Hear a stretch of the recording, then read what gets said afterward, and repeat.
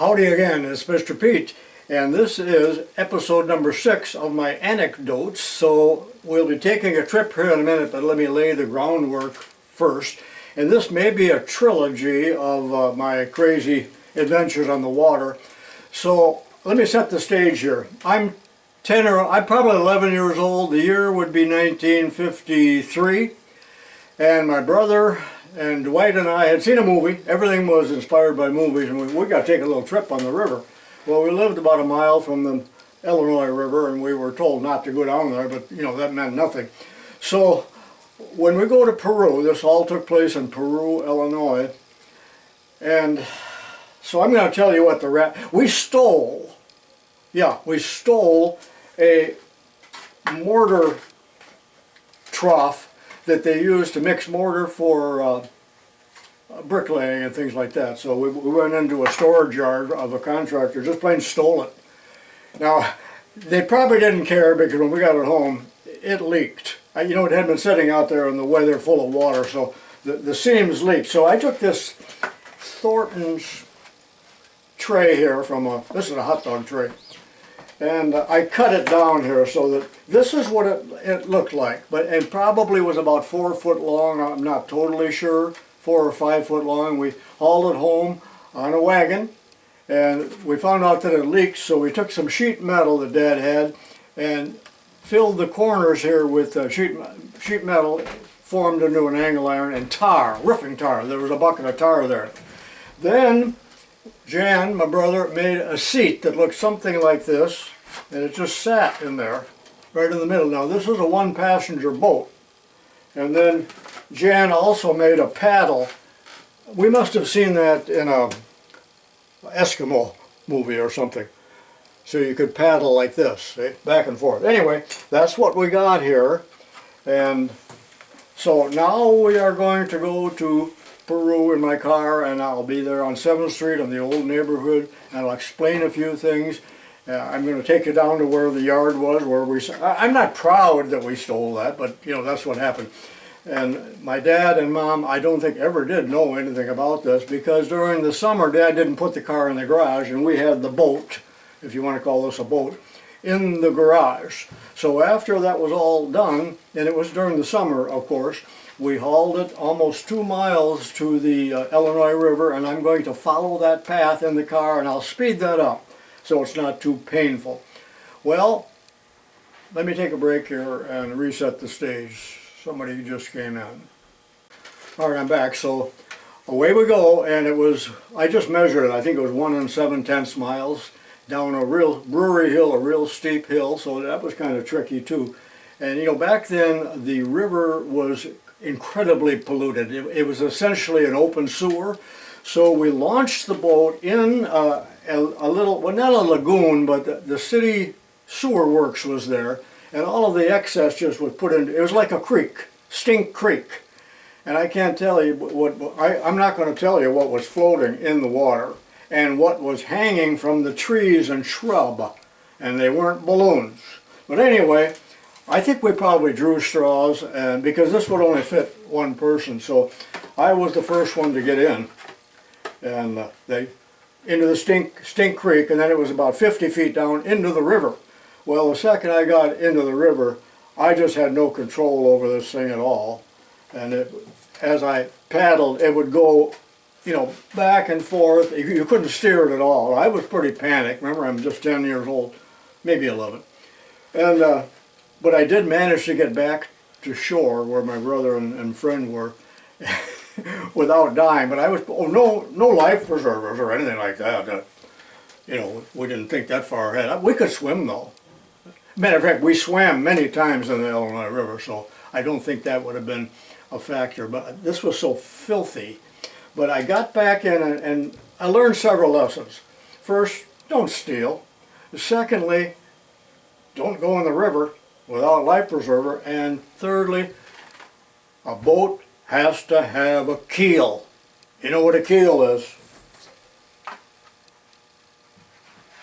So without a keel, you know, there's just no way of steering it without it just going back and forth. So anyway, that's really the end of the adventure. You know, this probably wasn't that big of a deal. or I hope you're getting a little entertainment value out of this. But I don't remember what happened to the boat. Well, we certainly didn't take it back home, so we either scuttled it right then and there, or we sent it adrift in the river. That's what kids do. Well, now I'm going to get in the car, and in a minute, like that, we'll be in Peru in front of the old homestead, and some of this will be repeated. And if I speed anything up, there probably will be no dialogue, so you just have to bear with me. So I'll see you in Peru. Okay, before we go to Peru, I got the map here, and let me show you our route here so it'll give you a little idea. This is the Illinois River, obviously down here. This is my house, right where the arrow is. We stole the trough someplace in this area, but after the boat was ready to go, we followed this route in blue. And I just measured it. It was 1 7/10 mile. This is Water Street here. And then I drew it in here. This is Stink Creek. And there were big tanks and cesspools, or whatever you call them, treatment ponds. And so this flowed into the river. And I probably got out into this area here. It's pretty fast current, depending on the time of year. And just to set the stage here a little more and be historical about it, and I will mention this in the video, if you would go a little farther right here, this is the steamboat basin. That's where they loaded and unloaded paddle wheels 100 years ago and put the cargo onto canal boats, and this is the Illinois-Michigan Canal. It's still there, although there's no water in it, and it goes clear to Chicago. I have ridden it many times on my bicycle. All right, now we truly are going to Peru. Well, it's the end of February 2024, and thanks to global warming, it's really warm. It's 67 degrees right now.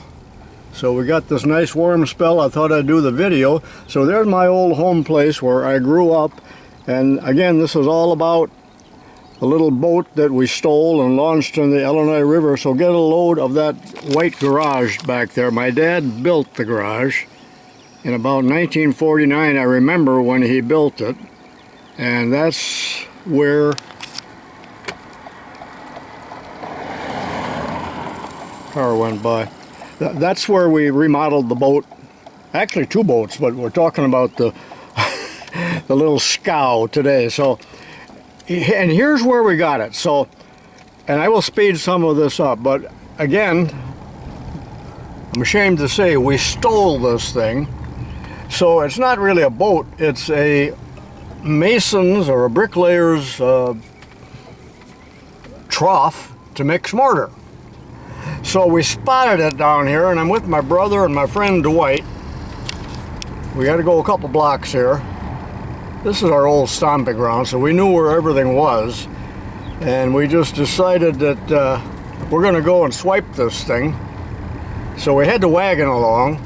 Dwight's wagon. I never did own a wagon. It cost too much. So we're almost there. And I'm going to turn the corner here now. And look at the house on the right with the flag in front of it. There was no house there then. It was an empty lot, and the masonry contractor had all of his supplies there. Scaffolding, ladders, brick, block, you name it. And that's where we picked it up, just loaded it, and nobody said anything. We took it home. All right, now I got to back out of here. That was a dead-end 80-acre field. They have put a few houses on there since, of course, but still mainly it's empty. And remember, the year would be about 1953. I was 10 years old. Okay, I'll speed through this, and it's 3 blocks away. So down this little sidewalk on the right-hand side here is where we traveled. I delivered papers along here when I was a teenager. I had 108 houses.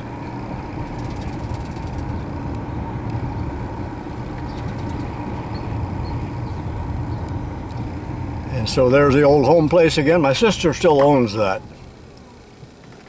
I lived there until I was married. See the white garage in the back? All right, now I got to get the car turned around. Well, it took several days for us to remodel that thing and tar it up and let the tar dry. And then back on the wagon it went, and I'm going to follow the route now to the Illinois River. And I think it's about 2 miles. I just set the odometer here, so I'll find out. Parents didn't know where we were.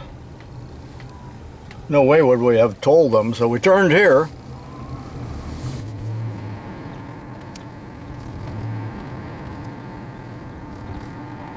This is road 6.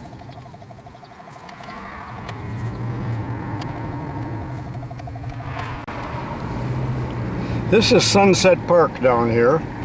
My mother used to take us there when we were, still in strollers, I think.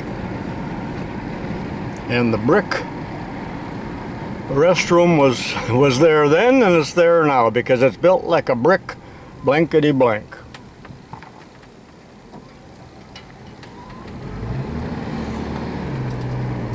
That was the city dump over there on the other side of it. An open dump smoldering all the time. We used to play there too. There's the brick blank house.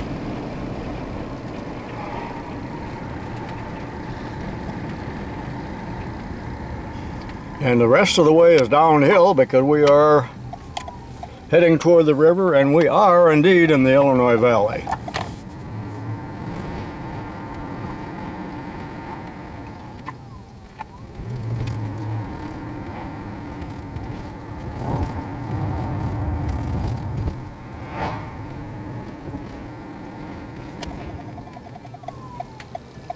All right, this is Brewery Hill, one of the steepest hills in town. We loved riding our bicycles down this, but not up it, believe me. And there was a brewery, Star Model Brewery. Star Union Brewery was here, and my neighbors owned it. Star Model Beer was the name of the beer, other brands too, local beer. And the brewery was on the left side here, but it's all gone. But this was the bottling house here on the right side, and that is still used as a beer distribution building. But this is where the actual brewery was. And we used to come down here to get ice. And here's the old Rock Island track. Used to be 2 tracks, now it's 1, and it's called Interstate Iowa or something like that. And by the way, in this, right next to this blue building was the horse barn. It was there when I was a kid because they used horses to deliver the beer, and it took 2 teams to get the wagon up the hill, and the extra team was called the snatch team. Okay, you can see the bridge up there. Now that bridge was not there yet. It was 10 years after this little caper. They just repaved this. There were buildings along it. This was the old downtown, but it flooded so often. That's about 1905 or something. They moved the downtown up on level ground away from the river. Maybe I should point this out. When I was very small, there was a bridge that crossed right here. And you can see the old abutment over there. But it was a wooden bridge, and it was a turn style type. 2 men had this big key, and they would turn the bridge. And that bridge was condemned when I was a child, but here is the road that came down, and you could cross the river here. All right, I'm getting sidetracked here. But you might find it interesting. These were all buildings there. There was a zinc plant and sheet metal plants, and they're all gone except for a few restaurants.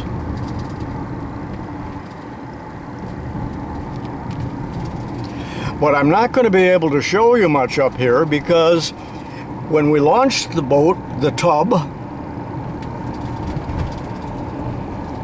we wanted a natural harbor. Imagine a 10-year-old boy wanting a natural harbor. Well, the only harbor that there was the cesspool where there was a city sewer plant up here, but it was pretty crude where they would still dump a lot into the river. And that's, of course, where we launched the boat If I was able to get on the bridge and stop and take pictures, I could show you better, but I'm going to show you on a map later on. The lumber yard there was not there, May's Lumber, but it's been around since 1848, I believe, and originally it was right here on this corner. So that's why this is so much different than when we were little boys. And by the way, we've come exactly 1 7/10 of a mile, which is kind of a long distance for kids. You know what, I'm going to get out of the car because there is no better place here to show you what we did, and it's really not very good. Let me get out. So it was on the other side of where it says May's Lumber that the sewer plant, and the sewer plant is still there, it's just totally different. By the way, right over there, just within a quarter mile, and before, to the left of those barges there, that is the steamboat basin. I hope you can hear me, I know it's windy. That was the steamboat basin, and that is the end of the Illinois-Michigan Canal that starts here and goes all the way to Chicago, but it has not been in use since 1932. So right about where you see those pilings there on that work barge is where I came out into the river. Now I'm going to get back in the car where there's no wind and explain to you what happened. Well, I decided to wait until I got home to finish the story, so I'm on the Green Bridge now, and looking down here you really can't see anything. Well, maybe you can, but that's where the action took place.